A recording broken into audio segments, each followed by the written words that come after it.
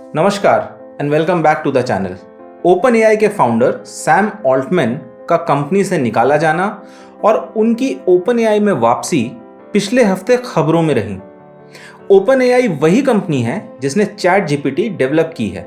Microsoft के CEO Satya Nadella की भी बहुत तारीफ की गई कि कैसे उन्होंने इस सिचुएशन में ओपन एआई में सैम ऑल्टमैन की वापसी का दरवाजा खोल दिया।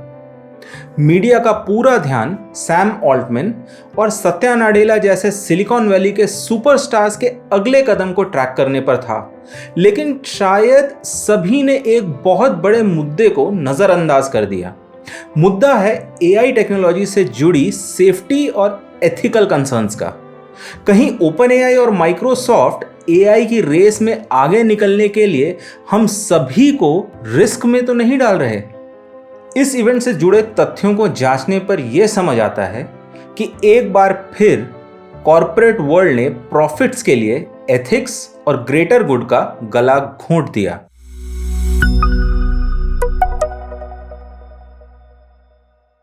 पूरे प्रकरण को समझने के लिए हमें टाइमलाइन में थोड़ा पीछे जाना पड़ेगा। साल 2015 ओपन एआई इंक की शुरुआत इसी साल में हुई थी। सैम ऑल्टमैन ओपन एआई के संस्थापकों में से एक थे। ओपन एआई को एक नॉट फॉर प्रॉफिट के रूप में गठित किया गया था, मतलब ये एक ट्रस्ट की तरह काम करने वाला था। ओपन एआई को इनिशियल डोनेशन देने वालों में इलॉन मस्क और इंडियन आईटी मेजर इन्फोसिस भी शामिल थे।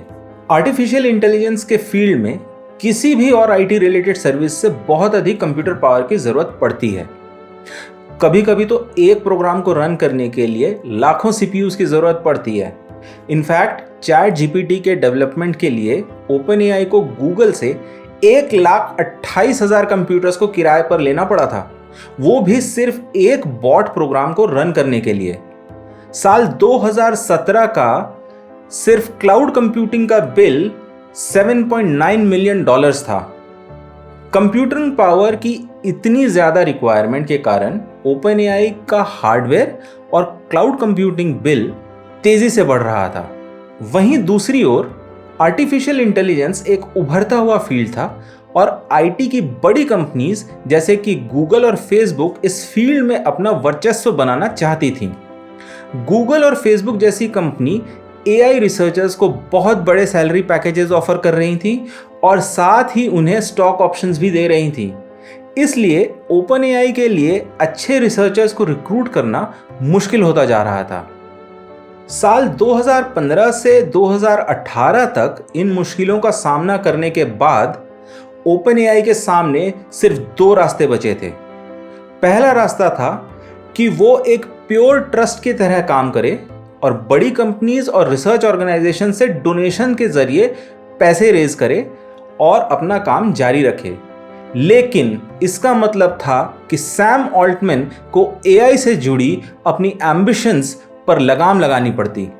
दूसरा रास्ता था ओपन एआई को नॉट फॉर प्रॉफिट से फॉर प्रॉफिट या एक प्राइवेट लिमिटेड कंपनी में चेंज कर दिया जाए। यह कंपनी वेंचर इन्वेस्टर्स से पैसे रेज करते हुए तेज रफ्तार से एआई डेवलपमेंट कर सकती थी, लेकिन ऐसा करने से ओपन एआई का परसेप्शन मार्केट में खराब हो जाता और परसेप्शन खराब हो जाने पर उन्हें इन्वेस्टर से पैसे रेज करने में शायद कुछ मुश्किलें आ सकती थीं या उन्हें उतने अच्छे टर्म्स पर पैसे नहीं मिल पाते। लेकिन ओपन एआई ने इन दोनों रास्तों को नहीं चुना। उन्होंने 2019 में दोनों के बीच का एक रास्ता निकाला। ओपन एआई ने एक नई कंपनी बनाई जो कि फॉर प्रॉफिट थी। नई कंपनी का नाम ओपन एआई ग्लोबल एलएलसी रखा गया। ओपन एआई ग्लोबल के मेजॉरिटी शेयर्स अब भी ओपन एआई के पास ही थे, यानी open AI not for profit के पास ही थे। ओपन एआई ग्लोबल एलएलसी के बारे में दो खास बातें हैं जो मैं आपको बताना चाहता हूं। पहली ये कि इस कंपनी में इन्वेस्टर्स के प्रॉफिट पर एक लिमिट लगा दी गई थी। इस कंपनी का कोई भी इन्वेस्टर अपनी इन्वेस्टमेंट से 100 गुना से ज्यादा प्रॉफिट नहीं ले सकता था। हां, सही सुना आपने, 100 गुना। यानी अगर इन्वेस्टर ने 1 करोड़ लगाए तो वो 100 करोड़ से ज्यादा प्रॉफिट नहीं ले सकता था। Typically venture funds early stage या स्टार्टअप स्टेज की कंपनी में इन्वेस्ट करते टाइम 10 गुना रिटर्न तक एक्सपेक्ट करते हैं, और यहां तो 100 टाइम्स की लिमिट थी, वो भी एक ऐसी कंपनी में जो कि स्टार्टअप नहीं थी। हम अभी बात कर रहे हैं साल 2019 की। साल 2020 में ही OpenAI ने GPT और उससे जुड़े API को पब्लिकली अनाउंस कर दिया था। यानी जब फॉर प्रॉफिट कंपनी बन रही थी तब GPT और उसका API तैयार थे। इस कंपनी के बारे में दूसरी खास बात यह थी कि OpenAI के board of directors OpenAI global में इन्वेस्टमेंट नहीं कर सकते थे। 2019 में OpenAI ग्लोबल को बना लेने के बाद 2020 में OpenAI ने ChatGPT 3 और इसके API का अनाउंसमेंट किया, और 2022 के दिसंबर में ChatGPT का फ्री प्रीव्यू पब्लिक के लिए लॉन्च कर दिया गया। ChatGPT के प्रीव्यू के लॉन्च के 5 दिनों के अंदर ही 5 मिलियन लोगों ने ChatGPT पर साइन अप कर लिया था। रॉयटर्स के अनुसार दिसंबर 2022 में OpenAI ग्लोबल का प्रोजेक्टेड रेवेन्यू $200 मिलियन था, जो कि 2024 तक $1 बिलियन होने वाला था। OpenAI ग्लोबल अब इन्वेस्टमेंट के लिए एक बहुत ही प्रॉफिटेबल कंपनी लग रही थी। टाइम वेस्ट ना करते हुए जनवरी 2023 में, यानी ChatGPT के पब्लिक प्रीव्यू के सिर्फ 1 महीने बाद, माइक्रोसॉफ्ट ने OpenAI ग्लोबल में $10 बिलियन के इन्वेस्टमेंट का अनाउंसमेंट कर दिया। डील से जुड़ी र्यूमर्स के अनुसार माइक्रोसॉफ्ट को OpenAI ग्लोबल LLC के प्रॉफिट्स का 75% शेयर मिलेगा जब तक कि माइक्रोसॉफ्ट की इन्वेस्टमेंट वापस नहीं आ जाती, और उसके बाद माइक्रोसॉफ्ट OpenAI ग्लोबल में 49% का शेयर होल्डर बन जाएगा। इस डील के कारण माइक्रोसॉफ्ट को बहुत बड़ा एडवांटेज मिल गया। अब माइक्रोसॉफ्ट अपने सभी प्रोडक्ट्स और खासकर अपने सर्च इंजन बिंग और ब्राउज़र एज में ChatGPT को इंटीग्रेट कर सकता था। इंटरनेट सर्च पर गूगल की डोमिनेंस को चैलेंज करने के लिए अब माइक्रोसॉफ्ट के पास भी एक ब्रह्मास्त्र आ गया था। अगर अब तक आपको ये वीडियो अच्छा लगा तो प्लीज़ चैनल को सब्सक्राइब कर देना। इससे चैनल की बहुत मदद हो जाएगी और YouTube के AI को समझ आ जाएगा कि आप जैसे और दर्शकों को ये वीडियो दिखानी है। चलिए आगे बढ़ते हैं। सैम ऑल्टमैन को फायर करने के बोर्ड के डिसीजन के पीछे क्यूस्टार नाम के प्रोजेक्ट को जिम्मेदार माना जा रहा है। क्यूस्टार OpenAI का एक आर्टिफिशियल जनरल इंटेलिजेंस या AGI प्रोजेक्ट है। ये ChatGPT से काफ़ी अलग है। ChatGPT एक जनरेटिव लैंग्वेज मॉडल है जिसे एक बहुत बड़े डेटा सेट पर ट्रेन किया गया है। ये उस डेटा सेट के बाहर की इंफॉर्मेशन से डील नहीं कर सकता, लेकिन AGI को एक्चुअल मायने में आर्टिफिशियल इंटेलिजेंस कहा जा सकता है, क्योंकि ये एक सब्जेक्ट या डोमेन में सीखी गई बातों को दूसरे डोमेन पर अप्लाई कर सकता है। इसे जनरलाइजेशन कहते हैं। ये एक्सपीरियंस से सीखता रहता है बिना किसी प्रोग्रामिंग इनपुट्स के। ये इंडिपेंडेंटली डिसीजंस और एक्शंस ले सकता है बिना इंसानी मदद के, यानी ये ऑटोनोमस होता है। ये प्रॉब्लम्स को सॉल्व कर सकता है जनरलाइजेशन, लर्निंग और ऑटोनॉमी को यूज करते हुए। OpenAI का क्यूस्टार प्रोजेक्ट भी आर्टिफिशियल जनरल इंटेलिजेंस अचीव करना चाहता है और कुछ हद तक इसमें कामयाब भी हो रहा था।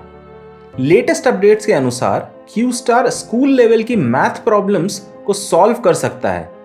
ये सुनने में आसान लगता है लेकिन है नहीं, क्योंकि ऐसा करने के लिए सिस्टम को रीजनिंग और लॉजिक का यूज करना पड़ता है, जो कि AI में अचीव कर पाना बहुत ही मुश्किल है। लेकिन एडवांस्ड आर्टिफिशियल जनरल इंटेलिजेंस के साथ बहुत सारी एथिकल प्रॉब्लम्स और सिक्योरिटी रिस्क्स जुड़ी हुई हैं। साथ ही इसके आउट ऑफ कंट्रोल हो जाने का भी रिस्क बना रहता है।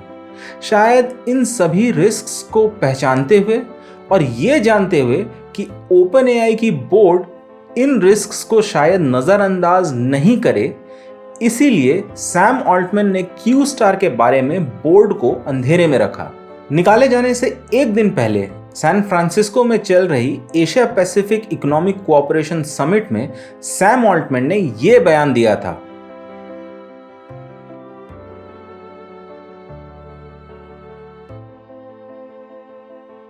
हिंदी में अगर इस बात को कहें तो ओपन एआई की हिस्ट्री में 4 बार ऐसा हुआ कि हमने एक बिल्कुल ही नई कटिंग एज डिस्कवरी की, और आखिरी बार ऐसा पिछले हफ्ते हुआ। सैन फ्रांसिस्को में भाषण दे रहे सैम को यह पता नहीं था कि क्यू स्टार टीम में से किसी सदस्य ने क्यू स्टार के बारे में सब कुछ खुलासा करते हुए ओपन एआई के बोर्ड को एक चिट्ठी लिख दी है।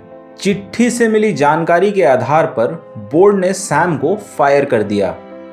शायद बोर्ड का मानना था कि उन्हें इस प्रोजेक्ट के बारे में पूरी जानकारी पहले दी जानी चाहिए थी और इससे जुड़े रिस्क को पहले ही असेस किया जाना चाहिए था। सैम ऑल्टमैन की फायरिंग से सबसे बड़ा खतरा माइक्रोसॉफ्ट के इन्वेस्टमेंट पर छा गया। अगर सैम ने एक नई कंपनी शुरू कर दी तो क्या होगा, चैट जीपीटी का आगे क्या होगा, और साथ ही ओपन एआई के एम्प्लॉयज ने यह धमकी दे दी कि वो भी सैम के साथ ही कंपनी छोड़ देंगे। इसलिए सत्या नाडेला ने सोचा कि इससे पहले कि सैम कोई कंपनी शुरू करने का अनाउंसमेंट कर दे, क्यों ना उसे और उसकी टीम को माइक्रोसॉफ्ट में ले आए। नाडेला ने सैम को माइक्रोसॉफ्ट ज्वाइन करने के लिए मना लिया। जब यह सब कुछ हो रहा था तब ओपन एआई के बोर्ड पर इंटरनल और एक्सटर्नल प्रेशर डाला गया और बोर्ड के उन मेंबर्स से रिजाइन करवाया गया जो सैम ऑल्टमैन को निकालने के डिसीजन में शामिल थे। फिर सैम ऑल्टमैन ओपन एआई वापस आ गए। बोर्ड ने सिक्योरिटी और एथिकल रीजंस को प्रायोरिटी दी थी। उन्होंने प्रॉफिट से पहले यह इंश्योर करना चाहा कि आर्टिफिशियल जनरल इंटेलिजेंस से जुड़ी चिंताओं को हल किया जाए। इस पूरे चेन ऑफ इवेंट्स में माइक्रोसॉफ्ट ने इंश्योर कर लिया कि आगे चलकर ओपन एआई माइक्रोसॉफ्ट की एक पपेट कंपनी की तरह काम करे। ओपन एआई आगे जिन भी टेक्नोलॉजीज का डेवलपमेंट करेगी उनका सबसे बड़ा फायदा और उन पर पूरा कंट्रोल माइक्रोसॉफ्ट को ही मिलेगा। यह तो समय ही बताएगा कि open AI artificial general intelligence को किस तरह से डेवलप करेगा और कैसे कमर्शियलाइज करेगा। एक बात साफ है कि आर्टिफिशियल इंटेलिजेंस के सेफ यूज और डेवलपमेंट के लिए ग्लोबल गाइडलाइंस और रेगुलेशंस बनाने का समय निकलता जा रहा है। शायद आर्टिफिशियल इंटेलिजेंस के कारण हुए किसी हादसे के बाद ही दुनिया भर की गवर्नमेंट्स जागेंगी। आई होप कि आपको हमारा एनालिसिस अच्छा लगा होगा। ऐसे ही इंटरेस्टिंग कंटेंट को देखने के लिए चैनल को सब्सक्राइब करना ना भूलें।